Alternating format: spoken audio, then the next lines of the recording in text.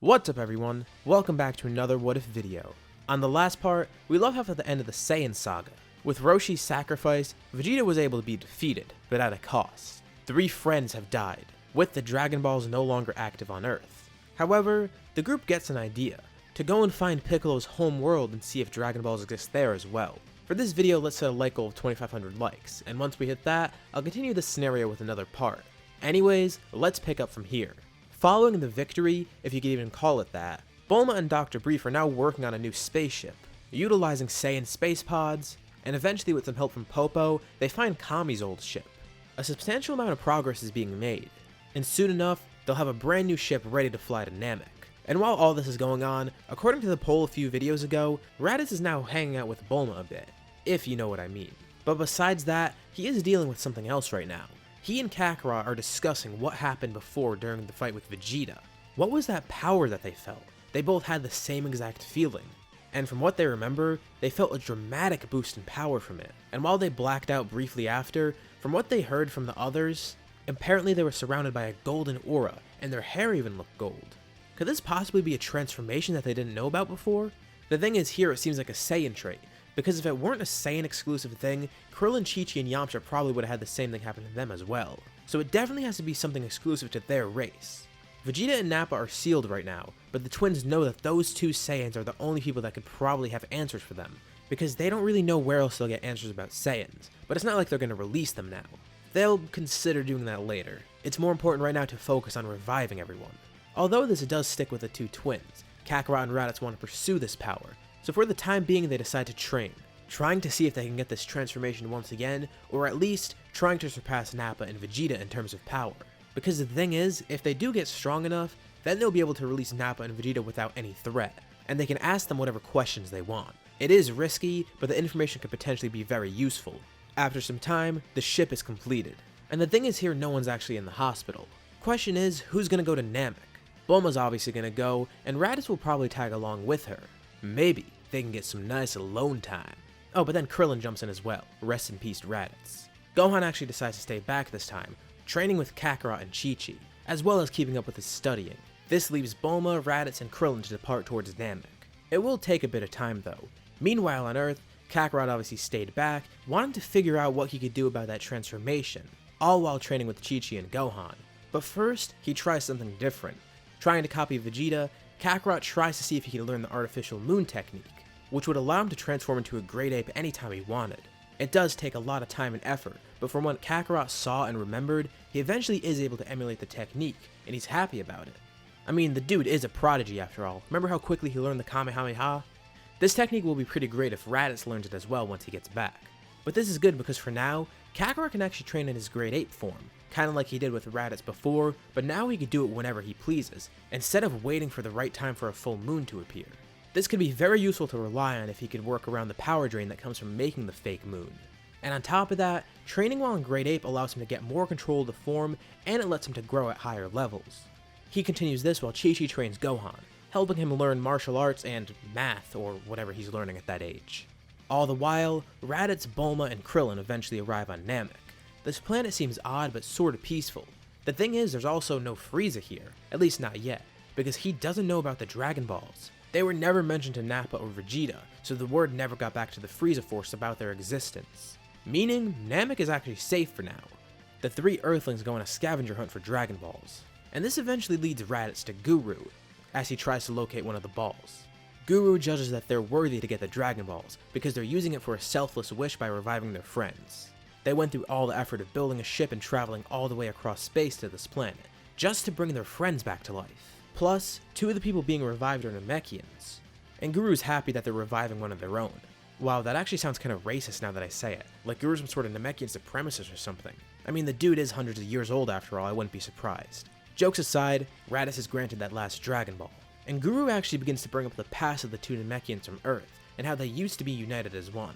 Because once Raditz mentioned that they both died from one of them dying, that's how he figured this out. And he briefly mentions, if they were to merge into one Namekian like they were before, they'd be much stronger than ever before.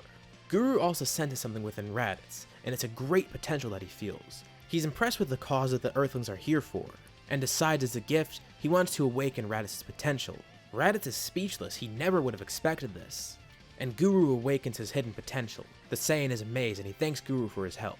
But Guru did sense something unsettling within Raditz, a deep anger caused by what happened with Roshi, as well as a sense of anxiety over something that happened earlier on. But on the outside, Raditz seems happy-go-lucky as ever. As Raditz heads off, Guru ponders. Saiyans seem to be really emotional. What an odd group. Raditz gathers Bulma and Krillin and brings them back to Guru's place. Guru also offers to awaken Krillin's potential, but besides that, they're here so they can get the wish. With Nail as a translator, Purunga was summoned, and they find out that they have 3 wishes, but they can only revive 1 person at a time, which is kind of perfect because they only do need to revive 3 people. Well, there's also whatever Vegeta might have destroyed, but they could fix that with Dragon Balls later on. They would have had to do that with Earth's Dragon Balls anyways because it's multiple people. Piccolo, Tenshinhan, and Roshi are all revived, and they're all actually with King Kai for the time being. They didn't have enough time to learn Kaioken, but they have been training and thank King Kai for his help, as Piccolo and Roshi head back towards Earth. However, Tenshinhan stays back and asks something to King Kai.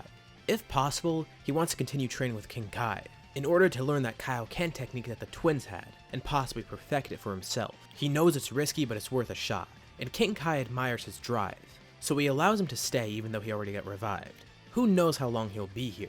In place of Namek, we now enter a brand new saga, and what better name for it than the Super Saiyan Saga? It's going to be sort of brief, but let's start discussing it now. With everyone revived, Raditz, Bulma, and Krillin return to Earth, eager to see those they just revived, and they're terrified when they see a great ape Kakarot. In a deep voice, Kakarot happily greets them, and Raditz is just confused. Why is Kakarot a great ape in the middle of the day? While everyone's been on Namek, Kakarot's actually gained full control over this form, because he was trying to see if he could figure out anything about that form they accessed before with the golden hair. He was hoping this form would give him some leads as to how to get that other transformation, but from his experience, nothing about the Great Ape form will lead him to getting that gold hair form that he found before. But as a plus, Kakarot can use this form very easily, and he wants to train Raditz to use it as well. He also notes that Raditz had a huge increase in strength somehow, and Raditz explains that he got this from Guru on Namek. To try and one-up his brother, Kakarot also shows off something cool that he learned, as the entire area shakes when he goes Kaioken on top of Great Ape. The thing is, he can't use this at very high levels, and it is still very strenuous to use Kaioken, but the 2 multipliers together give him a huge boost in power. Let's say he can max out at around ×4 with Great Ape. Raditz thinks this is awesome, and he gives his brother a fist bump. Only someone as crazy as his brother could think of something like this. Once again, they're like 2 kids in a candy store, and they go off and train together once more. Piccolo and Roshi are now back on Earth, and they heard about Tenshinhan staying with King Kai, because everyone was wondering why he hasn't returned, but they assure their friends that everything is fine. And now, things seem pretty peaceful. Raditz is actually ahead in terms of power, at least in his base form, but Kakarot has mastery over Great Ape, and for brief periods, he can stack Kaioken on top of it. They both have their own unique paths in terms of power now, and their training is paying off. However, they feel like they're forgetting about something. Oh yeah, they did want to figure out about that gold hair form from before. They don't free Vegeta and Nappa just yet, and instead, they want to train and see what they could find out about it. One day, Kakarot tries to replicate the feeling he had when Roshi died. Stressing himself and trying to emulate that anger from before, he focuses, trying to remember the feeling of transforming, wondering how to bring on the change. With all this focus and effort, briefly, he's able to go Super Saiyan, but immediately loses the form and returns to base right after. This is a huge step though. They just saw it once more and they know they can access it. He tries it again, trying to replicate it from before, and it's a little bit easier this time, but he still loses it right after he gets it. But they're making progress. He and Raditz continue trying to do this, and it seems now they're able to hold it for brief periods of time, so they focus on trying to improve it once they both unlock it. They don't really know what to call this form, so they just refer to it as a superpower of theirs. And this also gets them thinking. They wonder if Gohan could do it as well. I mean, he is half Saiyan. It might not work, but it's worth a shot. It seems they don't need to free Vegeta and Nappa, at least not now. Years go by, and things are going pretty well. Raditz and Bulma are finally together, and they actually have a son. I don't know what he'd look like just yet, but as for a name, we're sticking with Trunks. And as for Kakarot and Chi-Chi, they have another son which they named Goten. And this time around, there's no future time traveler to come help them out. Raditz and Kakarot grew up in pretty good conditions here. Grandpa Gohan never died and he was always there to raise them. As for the origin of the heart virus, there's no definite origin of where it came from, but 2 big theories say that it either came from how Goku lives as a child, since he essentially lived like a wild animal in the woods, or it came from Yardrat. And since Kakarot and Raditz grew up normally here, and neither of them went to Yardrat, there's no heart virus, they're gonna be completely okay. Kakarot begins thinking though, if he could stack Kaioken on Great Ape, he wonders if he could do it with this gold haired form as well. It seems too advanced for him, but he'll keep it in mind. More years of peace pass, and everyone keeps training. The two twins work together, also training with some of their friends including Gohan and Chi-Chi, and everyone's seeing a net gain in power. But now, the Super Saiyan saga comes to an end. The brief period of peace and training where everyone was trying to learn Super Saiyan is now over, because we're about to transition into another arc.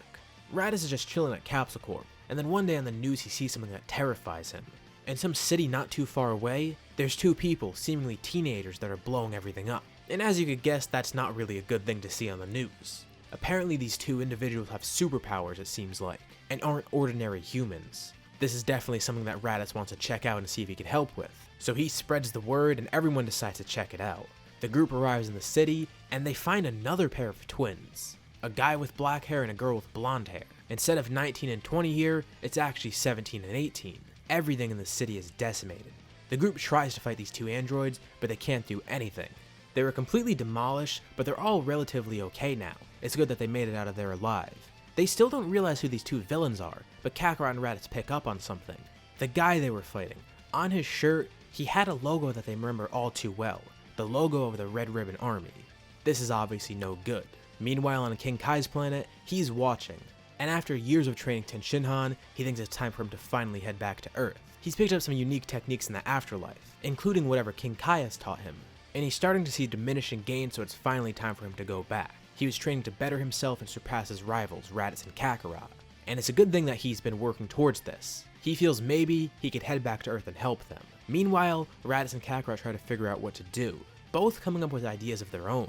This is where we'll leave off for now. So how do you think the group would deal with the androids? How will everyone's unique training methods help them in the future? What do you think will happen next in the arc? Leave your thoughts and suggestions in the comments below, and I'll be sure to check them out to see what you guys think.